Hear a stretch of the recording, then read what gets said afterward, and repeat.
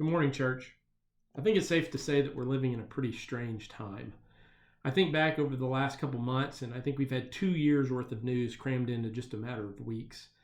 We've seen a former president who might be our future president nearly assassinated. Not long before that, we saw him indicted and stand trial. We've seen the current president step down from the possibility of a second term just a few months away from the election. Not that long ago, just a few days ago, we saw the Olympic opening ceremonies mock the Christian faith. Now, they've since given a kind of an alternate explanation, but I don't think it holds much water.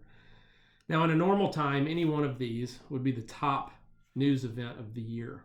However, here we sit in the midst of a crazy world. Regardless of where you fall on the political, religious, or cultural spectrum, you have to admit that this is a tumultuous time. In Christianity, there are varying views on how we should engage politically. And a full discussion on this would take a lot longer than I have for this. But I still want to talk about what that looks like, at least talk about why it should be important to us. This fits in with the series that I've been doing on the Christian concept of vocation. That is, the realms of life that God has called us to engage in. We've looked at the concept of vocation in general. We've looked at it in relation to work and career. We've looked at it in relation to the family. But today I want to focus on our vocation as a citizen. I'm not going to get too deep into the woods, but I hope this is a prod to take seriously our calling to be people in the world, but not of the world. The Bible is full of references to nations. In some cases, it refers to distinct people groups, and in other cases, it might refer to a distinct political country. We see the promise of the nation of Israel as far back as Genesis chapter 12, when God promises to make Abraham a great nation. In Daniel chapter 2 and in chapter 4, we see that God is the one who sets up kings and removes them. In Revelation chapter 11, we see that the kingdoms of this world are going to be taken over by the Lord, and He's going to reign over them forever and ever. And while we're all part of an earthly nation, we as Christians are more importantly part of a spiritual nation. 1 Peter chapter 2 verse 9 tells us that we're a chosen race, a royal priesthood, a holy nation, a people for God's own possession. And we can't forget the Great Commission, where we're called to bring the good news to all nations. It's fair to say, from this cursory glance of the nations, that it matters to the Lord. And if it matters to the Lord, then it should matter to us. But what does this mean for us?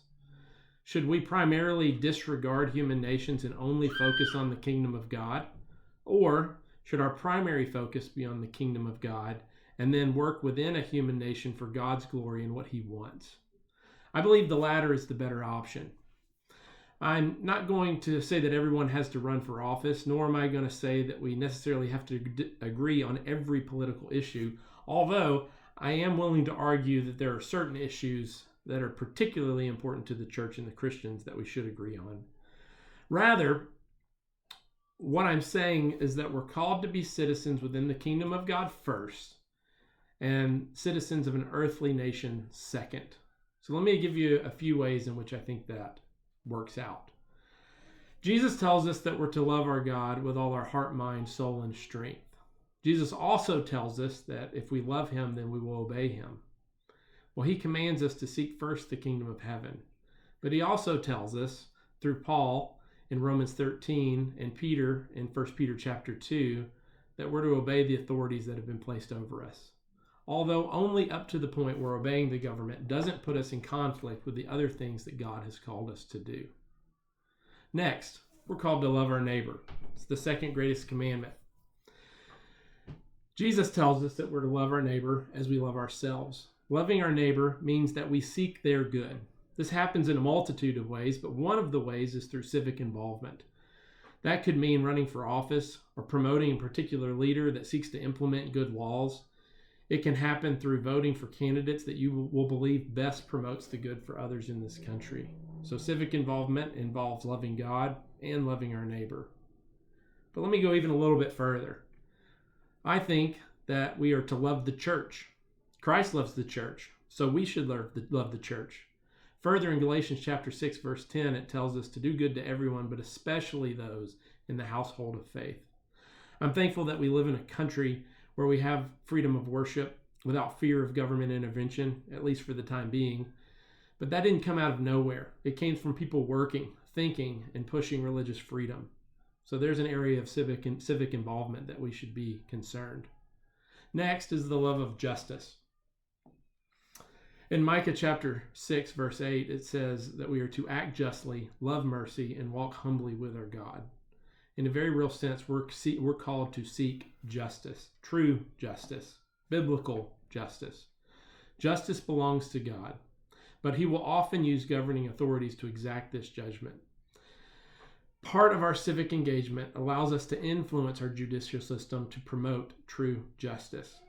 So, because we love God, because we love our neighbor, because we love the church, and because we love justice, I think we're called to some level of civic involvement.